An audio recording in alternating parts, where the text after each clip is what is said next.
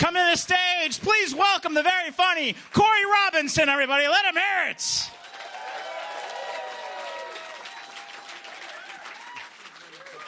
Thank you. All right, good to be here. Good to be anywhere where there's AC right now. Man. If you don't believe in global warming, then go outside. Trust me. It was so hot today, man. I was standing outside with a blunt. It lit itself. I wasn't ready for that. I'm talking to my buddy. I'm like, man, I don't know what the Lakers doing this year, man. We got some young players.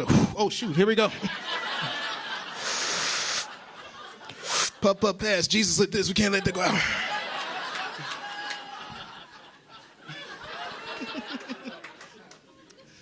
All right. A few things about myself. My name is Cory Robinson. I'm a comedian, and let me start that one over again. A few things about myself. My name is Cory Robinson. I'm a comedian. I'm an actor. I'm a writer. Currently living in Los Angeles. So therefore, by city ordinance, I am an Uber driver.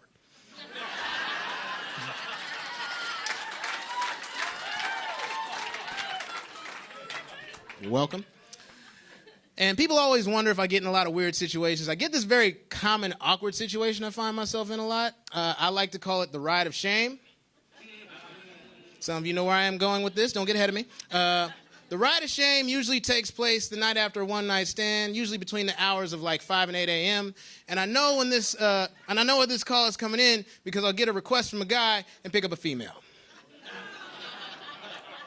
Sometimes the other way around, and it's way less awkward. You know what I mean? Just a bunch of high fives and dirty jokes, you know? But when I pick up the ride of shame, you know, it's usually some lady standing out on the corner. Her hair's a little messed up. She's wearing the same outfit from last night. She gets in my car. She starts texting. She doesn't want to make any eye contact, doesn't say a word to me. And just to break all the awkward tension in my vehicle, I'll be like, hey, he'll call back.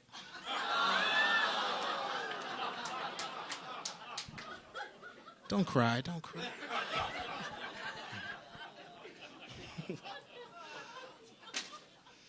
These magic rectangles in our pockets are changing the way we do everything in this world. They're even changing the way we date. You know what I'm saying? Anybody in here on Tinder? Statistically speaking, that's bullshit. Hate to break it to some of you ladies, but I saw most of you before you walked in the building, okay? And it's crazy, no one ever wants to admit to online dating. And they have an online dating site for everything. You know, they have eHarmony. You know, they have Plenty of Fish. They have Our Time for, like, older people that can't really use a computer, you know. They have J-Date for Jewish people. They have Asian Date for white guys, you know.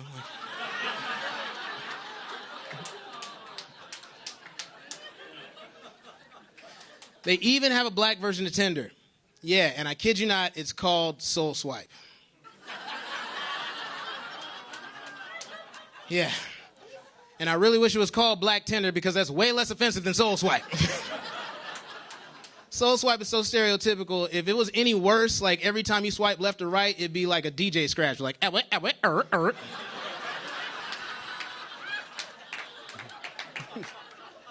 Sponsored by Popeye's Chicken. Like, you gotta be kidding me.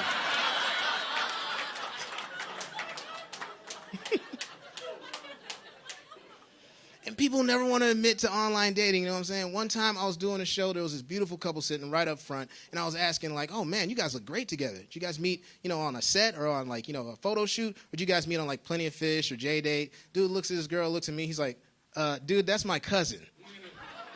I'm like, okay, farmers only, no big deal, you know what I mean?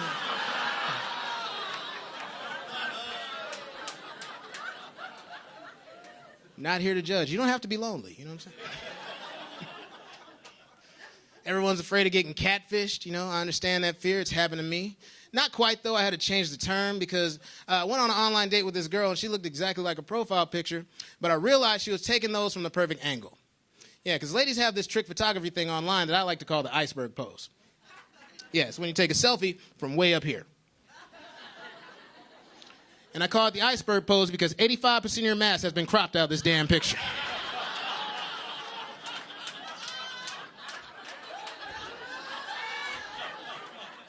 It all lies below the surface. I met this girl in real life. She was twice the woman I was expecting. Okay? I didn't get catfish. I got Moby Dick that particular evening.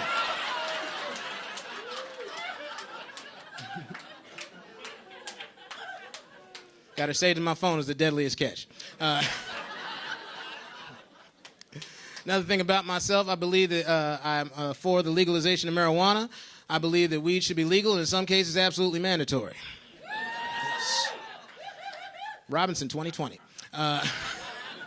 No, seriously, man. We live in the United States of America. We have 5% of the world's population, 25% of the world's prison population. Got a lot of violent people here for whatever reason. And I think we should be prescribing them the strongest strains of marijuana we got so they don't have the energy to get in any trouble when they get out of jail. You know what I'm saying?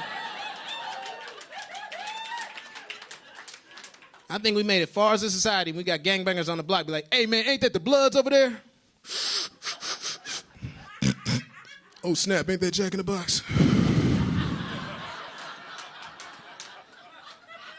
They going to Taco Bell, man. Leave them alone.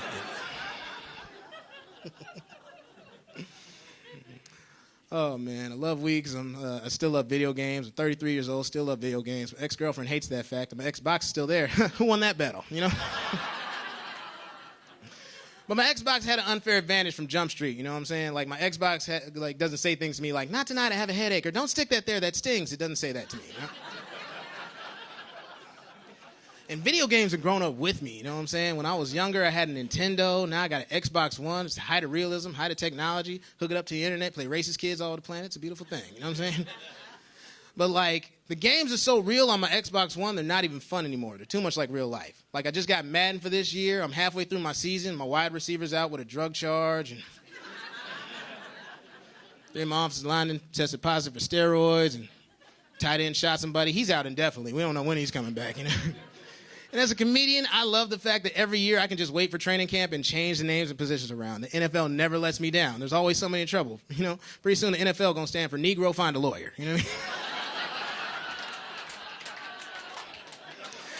All right, y'all, that does it for me. I'm Cory Robinson. Thank y'all so much. Thank you, sir. Guys, give it up for Black Me, everybody, huh? Cory Robinson.